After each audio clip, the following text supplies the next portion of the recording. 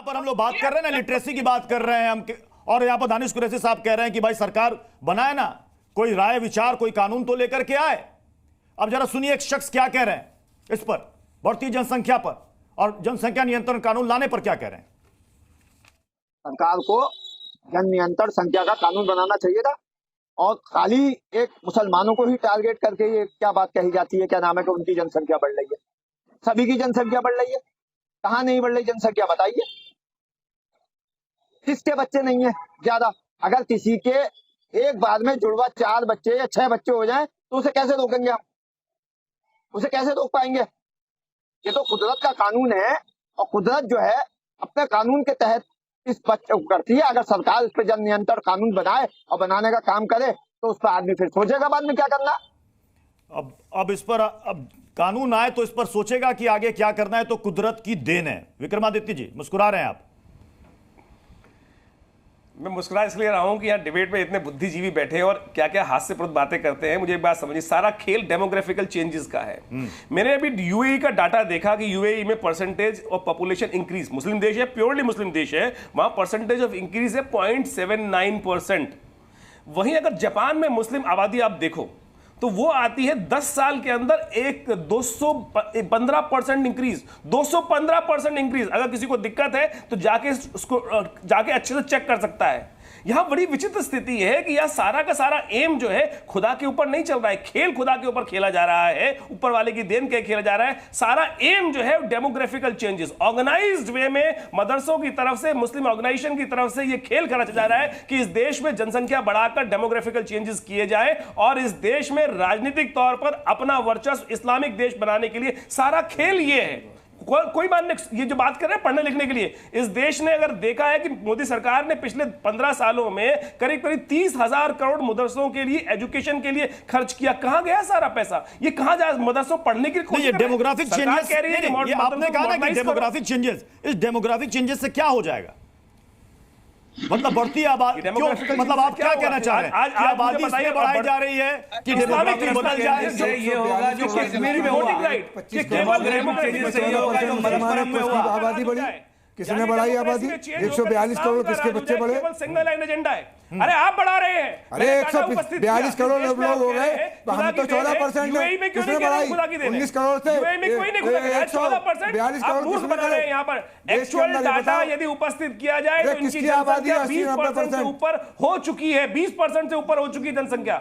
ये वास्तविक तौर पे 20% के ऊपर जाने की पूरी स्थिति बन चुकी है। जो ये डेमोग्राफिकल चेंजेस करने की बात कर रहे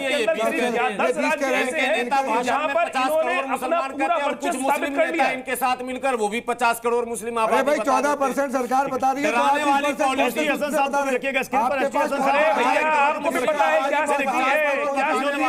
इन्होंने कहा कि डेमोग्राफी बदलने की कोशिश की जा रही है। कह रहे हैं कि साजिश, आप बता रहे हैं 20% जनसंख्या बढ़ोतरी। आप कह रहे हैं कि एक समुदाय विशेष से जानबूझ करके जनसंख्या में बढ़ोतरी की जा रही है। मैं आपको बताता हूं। एसटी हसन साहब, देखिए, मुझे आपके इस प्रोग्राम से एक बहुत बड़ा ऑब्जेक्शन ये है कि सारा ठीकरा आप मुसलमानों पे क्यों फोड़ रहे हैं? आप सबको मालूम है देश की आबादी तो सभी लोग बढ़ा रहे हैं और कंपेयर कर रहे हैं। गरीबी और लिटरेसी उसकी मेन वजह है। एसटी हसन सर, हमने आपके सामने भारत, चीन, अमेरिका सबके आंकड़े आपके सामने रखे। अब यहां पर अलग अलग मेहमान, उनकी राय है और उसी पर यह डिबेट हो रही है। सर नहीं, डिबेट ठीक है, लेकिन आपको कहीं ना कहीं इस बात को आपकी क्या जिम्मेदारी है? हसन साहब पढ़े लिखे डॉक्टर है, आप जाकर देख सकते हैं, डाटा देख सकते हैं कि जापान में 200% इंक्रीज,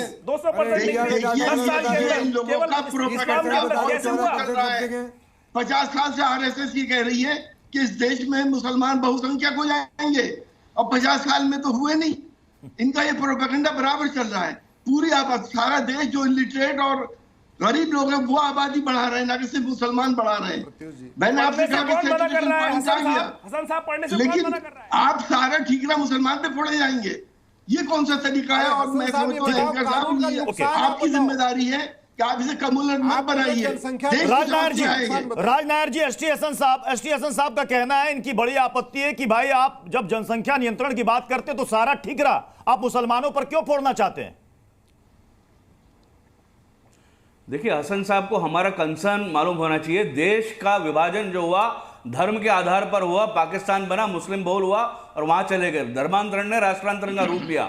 यहां दूसरी बात एहसन साहब को बताऊंगा, कश्मीर एकमात्र स्टेट था जहां पे मुस्लिम मेजोरिटी और हिंदू माइनॉरिटी में था। हिंदुओं का क्या हालत हुआ हम सब जानते हैं। ये डर हर हिंदू के मन में है।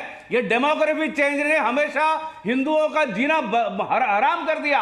कश्मीर ने दिखाया, कश्मीर के अलावा भारत में कुछ डिस्ट्रिक्ट्स है, मैं केरल से आता हूं, मलप्पुरम में हिंदुओं की क्या दुर्गति की, यहां पे मुंब्रा, नयानगर, जोगेश्वरी, हिंदुओं का जीना हराम है।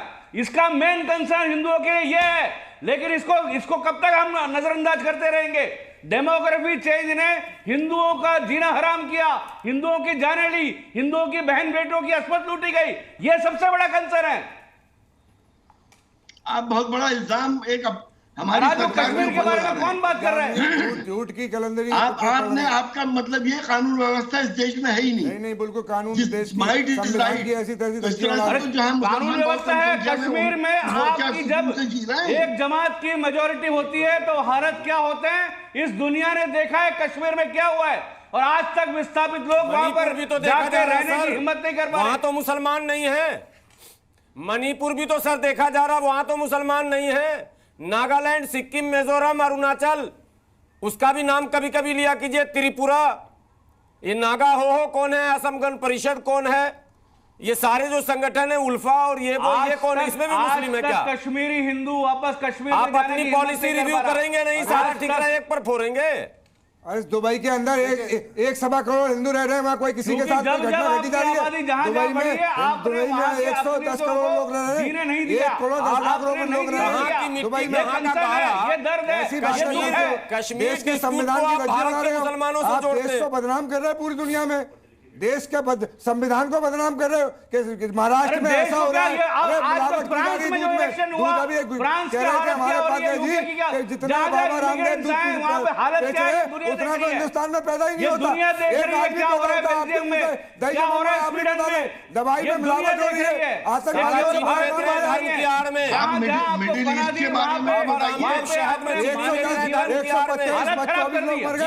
में 150 उत्तर प्रदेश में अब तक आप लोग बचाव में आते हैं, प्रचार करवाते हैं, आपके मुंह से आवाज नहीं निकली। 125 लोग मर गए उत्तर प्रदेश में, हाथरस में, आपके मुंह से बात नहीं निकली है। अभी कुछ और आंकड़े आपके सामने रखेंगे, अभी कुछ और आंकड़े आपके सामने रखेंगे, देश के आंकड़े भी होंगे और विदेशों के भी आंकड़े होंगे, क्योंकि जनसंख्या, बढ़ती जनसंख्या हमारे लिए नहीं, पूरी दुनिया के लिए एक बड़ी समस्या। देश उससे कैसे कैसे डील कर रहे हैं उसे भी हम समझने की कोशिश करेंगे। थोड़ी देर में वो आंकड़े भी मैं उम्मीद करता हूं कि हमारे सामने आ जाएंगे। मैं आपसे, ठीक है अश्विनी जी आप अपनी बात रखिएगा, लेकिन मैं एक दूसरे पॉइंट पर भी, जब चर्चा बृहद चल रही तो जरा खुलकर चर्चा हम लोग कर लेते हैं। चीन के बारे में कहा गया कि 1 चाइल्ड पॉलिसी, चीन ने एक सेकंड दानिश भाई, 1 सेकंड, उसे बाद में खुद चीन ने हटा दिया, क्योंकि वहां धीरे धीरे करके प्रजनन दर इतनी कम होती गई कि चीन को लगा कि साहब हमारी आबादी तो बूढ़ी होती जा रही है, युवा आबादी तो बचेगी नहीं। जापान में वहां के पीएम को कहना पड़ा अभी नहीं तो कभी नहीं, पॉलिसी बदलना पड़ेगा, चिंता में आ गए, क्योंकि वहां पर एक बड़ी आबादी का जो हिस्सा है वो बुजुर्गों की श्रेणी में आ गया है। वर्ल्ड की तीसरी बड़ी अर्थव्यवस्था जापान, उसकी हालत ये है। तो लोग कह रहे हैं कि अगर आप किसी चीज को फोर्स करोगे, इसलिए मैंने कहा कि इसके दूसरे पहलू पर भी बात करना जरूरी है, अगर आप फोर्स करोगे तो कहीं हम चीन और जापान के कैटेगरी में तो नहीं खड़े हो जाएंगे। मैं दूसरे पहलू की बात करता हूं जी, नहीं पहले इस पहलू का जवाब दीजिए, उसके बाद दूसरे पहलू पे जाइए। ठीक है, मैं इसी पहलू का जवाब देता हूं। पहली बात, हम उसका मिस इंटरप्रिटेशन कर रहे हैं। चीन ने जब हम दो हमारे दो लागू किया तो प्रॉब्लम नहीं आई, प्रॉब्लम तब आई जब उसने 70 के दशक में हम दो हमारे एक कर दिया। जापान ने हम दो हमारे दो किया तो कोई प्रॉब्लम नहीं आई, जब उसने हम दो हमारे एक किया तो प्रॉब्लम। इसलिए हम कह रहे हैं हम दो हमारे एक नहीं होना चाहिए, हम दो हमारे दो होना चाहिए। और एक बात आपको बता दूं, मानव इतिहास में प्रत्युष जी सबसे पहले हम दो हमारे दो सबके दो आज के हजारों साल पहले भारतवर्ष में लागू हो चुका है। भगवान श्री राम ने पॉपुलेशन कंट्रोल पॉलिसी बनाई, एक पति एक पत्नी का नियम लागू किया, खुद भी उसको फॉलो किया, लक्ष्मण जी ने किया, भरत जी ने किया, शत्रुघ्न जी ने किया।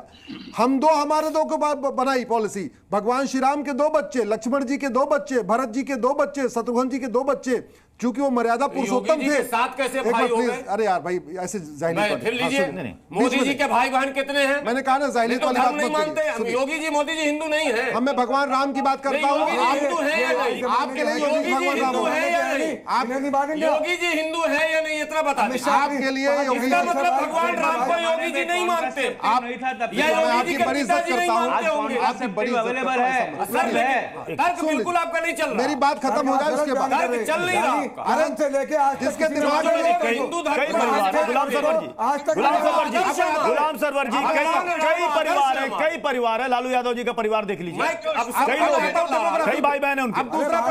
लेकिन सवाल है कि हम 2024 में अगर इस बहस को कर रहे हैं तो हमें आगे देखना पड़ेगा कि हमें क्या करना चाहिए, क्या कर सकते हैं। सामाजिक दृष्टिकोण से दूसरा पहलू, हाँ। भारत के बॉर्डर पे 300 तहसीलें हैं ऑफिशियली। 300 तहसीलें पाकिस्तान को टच करती हैं, बांग्लादेश को टच करती हैं, समुद्र को टच करती हैं, म्यांमार को टच करती हैं। उन 300 की 300 तहसीलों की डेमोग्राफी बदल चुकी है। भारत में कुल 800 जिले हैं, 800 जिलों में से 200 जिलों की डेमोग्राफी बदल चुकी है। भारत में 6000 तहसीलें हैं, 1500 तहसीलों की डेमोग्राफी बदल चुकी है। भारत में 28 राज्य हैं, 8 केंद्र शासित प्रदेश हैं, टोटल 36 हो गए। उसमें से 9 राज्यों की डेमोग्राफी बदल चुकी है। अरे भैया सुन, छत्तीसगढ़ की डेमोग्राफी बदल चुकी है, झारखंड की बदल चुकी है, उड़ीसा की बदल। इसका मतलब ये हुआ 25% राज्यों की डेमोग्राफी बदल गई, 25% जिलों की डेमोग्राफी बदल चुकी है, 25% तहसीलों की डेमोग्राफी बदल चुकी है, 25% विधानसभा क्षेत्रों की डेमोग्राफी बदल चुकी है, 25% लोकसभा क्षेत्रों की डेमोग्राफी बदल चुकी है। ये कड़वी सच्चाई है। और जो बॉर्डर पे 300 तहसीलें क्या चाहते हैं वो बताइए। 300 की डेमोग्राफी बदल चुकी है मतलब मुस्लिम हम ये कह रहे हैं 14% समझदार कोई सारा कापी और जनता समझती है, दर्शक समझते हैं। आपको नहीं समझ में आ रहा। देखिए 100 कुछ 10 करोड़ हो गए, उनकी जिम्मेदारी किसकी होगी? देखिए आबादी का बढ़ना सब में जारी है, लेकिन किसी की ज्यादा किसी की कम है। ये तो आंकड़े भी खुद गवाही दे रहे हैं। नहीं, जहां तक पढ़ाई की बात है, मैं हसन साहब को अब ये बताइए 1950 से लेकर 2015 तक का डेटा जो है, हिंदुओं की आबादी बढ़ी, लेकिन 8% के हिसाब से उतनी बढ़ोतरी नहीं हुई, वो घटी है। लेकिन मुसलमानों की आबादी बढ़ के 9.84 से लेकर 14.09 हो गई। पॉइंट से कितनी हो जाएगी जरा बता जी। अब ये देखिए फैमिली प्लानिंग जो बात हो रही थी ना, फर्टिलिटी रेट, फिर लिटरेसी की बात हो रही थी, जरा इस आंकड़े को भी गौर से देखिए। नेशनल फैमिली हेल्थ सर्वे का ये आंकड़ा है। अब ये देखिए 92-93, इसमें फैमिली प्लानिंग में आप देख लीजिए हिंदू महिला, अब इसमें मुस्लिम महिला 3.3 है, इनका 4.4 है। 1998-99 में क्या था वो देख लीजिए 3.5, फिर उसके बाद हिंदू महिला का देख लीजिए 2.7। मतलब घट तो रही है दोनों को अगर आप गौर से देखेंगे। इसलिए देखिए हमने 2005-6 का भी रखा है, 2015-16 ये लेटेस्ट आंकड़े भी हमने आपके सामने रखा है। ज्यादा घट रहे हैं, घटने का अब आप देखिए, अब आप ये देखिए कि जो इसमें फर्टिलिटी रेट है, प्रजनन दर है जो, वो कितनी है 2019 से 21, इसमें हिंदू महिला 1.9, मुस्लिम महिला 2.3। घट रही है लेकिन घट रही है, लेकिन हिंदुओं के मुकाबले ज्यादा है। अब लगता है कि कहीं ना कहीं यही एक बहस का विषय आकर के बन जाता है कि साहब देखिए हमारी आबादी जितनी तेजी से घट रही है, उनकी आबादी उतनी तेजी से नहीं घट रही है, हालांकि वहां पर भी कमी आ रही है। तो क्या इसके पीछे, दानिश भाई मैं आप चलिए आप ही के पास आ रहा हूं, क्या इसके पीछे वही वजह है कि आप हम पर थोप नहीं सकते, हम जितने बच्चे चाहे उतने पैदा कर सकते हैं, आप बताओगे उसके अनुसार हम बच्चे पैदा नहीं करेंगे?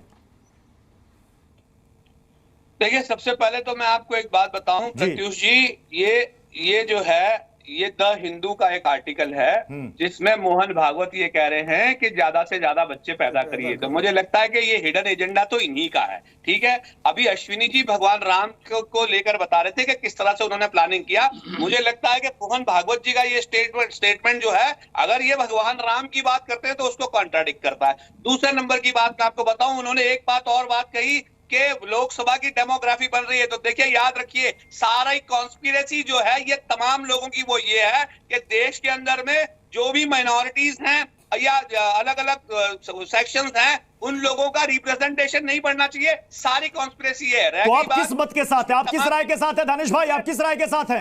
आप किस राय के साथ है? हम 2 हमारे 10। हम दो हमारे 10 किस राय के साथ हैं? किसी की ताकत नहीं है, हम दो हमारे 10 पैदा कर ले। अरे 15 ना औरत में ना मर्द में है ना औरत में। बताइए एक मिसाल दीजिए, 15 कर रहे हैं। बता दीजिए मिसाल। चलिए आपको सीतापुरी दिखाता हूँ, ओखला दिखाता हूँ, सकूर बस्ती दिखाता हूँ, गाजियाबाद दिखाता हूँ, डासना दिखाता हूँ, गुड़गांव दिखाता हूँ।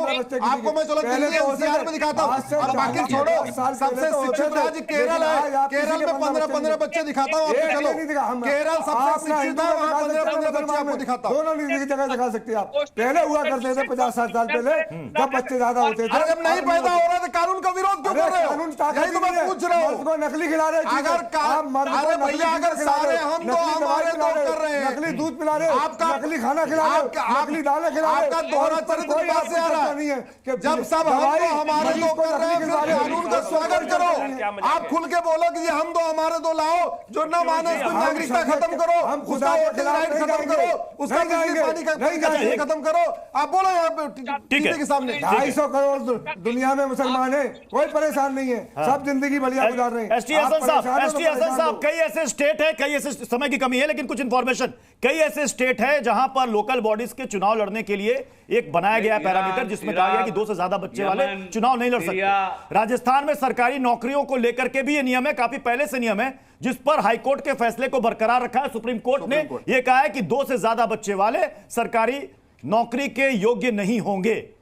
क्या आपको लगता है इसकी जरूरत है देश में इसी तरह के कानून की? देखिए, हम ये समझते हैं इस पर देश को जरूरत है कि ये पॉलिसी आए जी, कि हर व्यक्ति कम से कम ग्रेजुएट हो।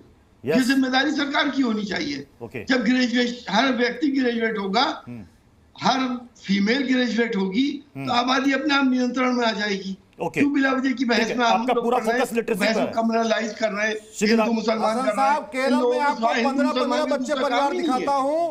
केरल में सबसे ज्यादा लिटरेसी है, आपके दिल्ली एनसीआर में सबसे ज्यादा लिटरेसी है। चलिए आपको गाजियाबाद के डासना, पिलखुआ, आपके मसूरी दिखाता हूँ, आपको चलो ओखला दिखाता हूँ, सीमापुर दिखाता हूँ, आपको फरीदाबाद दिखाऊं, गुड़गांव दिखाऊं, सोनीपत दिखाऊं, बागपत दिखाऊं, पानीपत दिखाऊं। मैं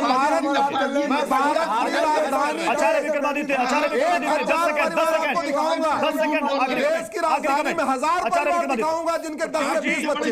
आपने यहाँ कहावत बोली हम दो हमारे दो, देखोगे वो कहावत ही बड़ी विचित्र है। यहाँ पर तो कहावत हिंदुओं के लिए हो सकती है हम दो हमारे दो, लेकिन मुसलमानों के लिए तो होता है हम 5 हमारे 55, हम 5 हमारे 55, तो 4। Rajnath ji 10 second, last 10 second, मुझे समय इजाजत दे रहा है, जल्दी से 10 सेकंड। राजनाथ जी, मुसलमान को बदनाम करो, आखिर आप चाहते क्या है? देखिए, इनका मेरा तो इतना ही निवेदन है, पहले के जमाने में जो हुआ वो हुआ। आज साइंस बहुत आगे बढ़ गया, कॉन्ट्रासेप्टिव उपलब्ध है। मुस्लिम उलेमा अपने लोगों को समझाएं, कॉन्ट्रासेप्टिव का इस्तेमाल करें और देश की आबादी को कंट्रोल करने में सहायक रहे और एक अच्छा जीवन जिए, ताकि सच्चर कमीशन, महमूद कमीशन या लाभार्थी बनकर गैस इजाजत दे रहा है। सबसे बड़ी बात यह है कि कितने बच्चे हैं देश को बता के जाओ। अपनी जेब देख करके, दरअसल प्रैक्टिकल बात मेरे 2 बच्चे कि आज के समय में अपनी जेब देख करके ही लोग अपने फैमिली को प्लान करता है। और मुझे लगता है कि सब पर यह बात लागू होती है। लोग खुद ब खुद समझदार हैं कि हमें अपनी फैमिली को कितना बड़ा रखना है, कितना छोटा रखना है। बहुत बहुत शुक्रिया आप सभी का हमारे साथ जुड़ने के लिए। जी न्यूज़।